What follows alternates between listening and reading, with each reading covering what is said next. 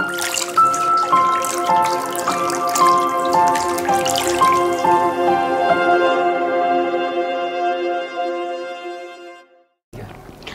pagi Bapak Ibu Saudara-saudari yang dikasihi Tuhan Yesus Kristus. Kembali pagi hari ini kita akan mendengarkan sarapan rohani bagi GPDI Situbondo. Ya, pagi ini saya memberi judul Kuasa dalam Ketaatan. Nah, ketaatan adalah tindakan yang harus dilaksanakan dan tanpa memiliki pilihan untuk memilih pilihan yang lain dan dilakukan dengan senang hati tanpa mengeluh. Memang ketaatan tidak mudah, tetapi kita harus melakukan. Ya. Kita akan melihat salah satu tokoh Alkitab atau tokoh kitab favorit yang ada di dalam Alkitab, yaitu Abraham. Di mana di dalam kehidupan Abraham, ketaatannya pada Tuhan mengalami kuasa yang luar biasa. Karena imannya kepada Tuhan yang luar biasa, maka dia mengalami hal-hal yang indah. Di dalam Kejadian pasal 12 ayat pasal 12 sampai 22 itu kisah Abraham melakukan ketaatannya dan bisa sampai beberapa ayat di dalam Kejadian. Tetapi pagi hari ini saya bacakan di dalam Ibrani pasal 11 ayat 8 sampai 12. Ibrani 11 ayat 8 sampai 12. Karena iman, Abraham taat ketika ia dipanggil untuk berangkat ke negeri yang akan diterimanya menjadi milik pusaka. Lalu ia berangkat dengan tidak mengetahui tempat yang ia tuju. Karena iman, ia diam di tanah yang dijanjikan itu, seolah-olah di suatu tanah asing, dan di situ ia tinggal di kemah dengan Ishak dan Yakub, yang turut menjadi ahli waris janji yang satu ini.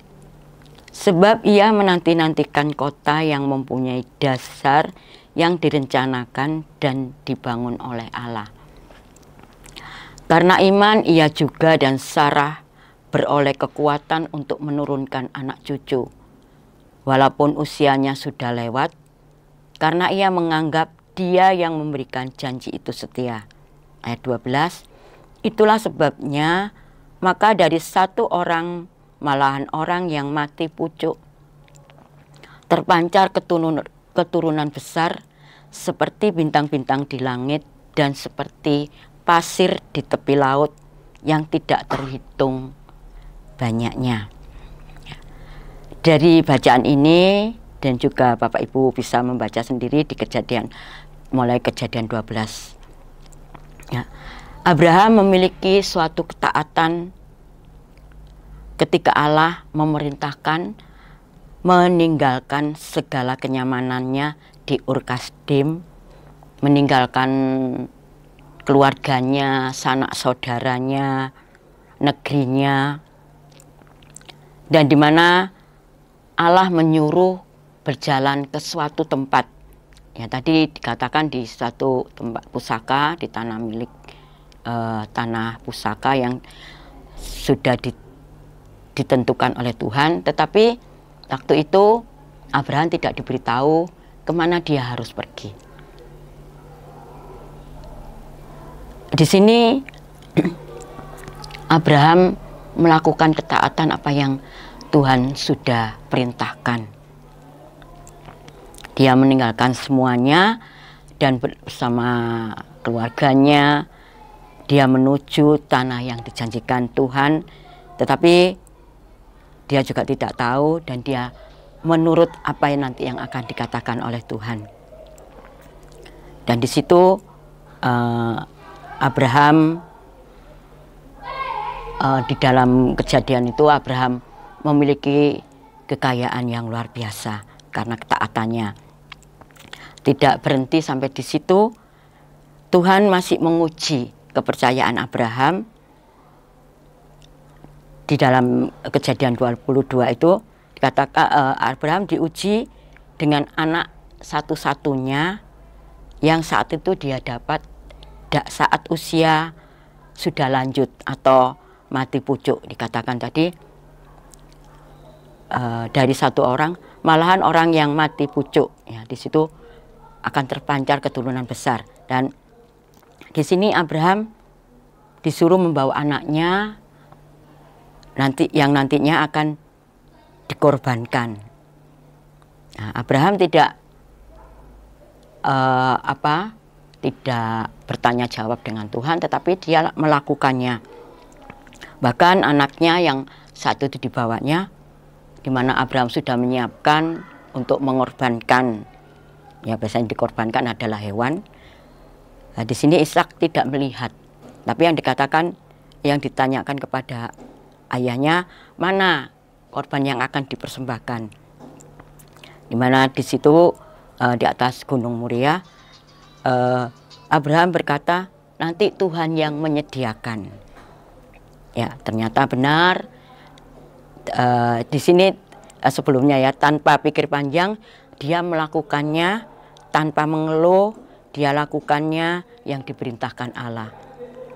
Dan kuasa Allah bekerja saat Ishak mau dikorbankan.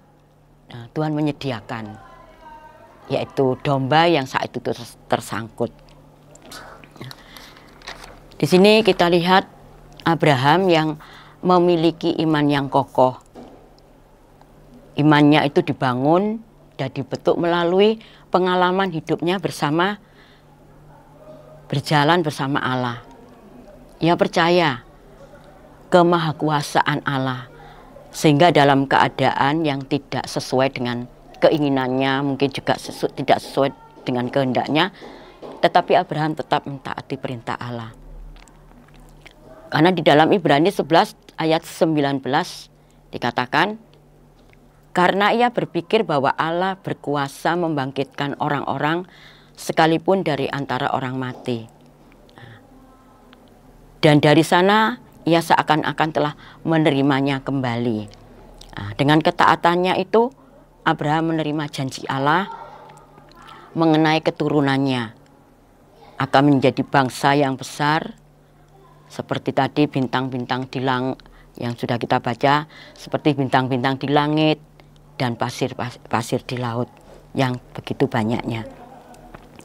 Iman Abraham yang besar yang membuat ketaatannya itu dapat diwujudkan.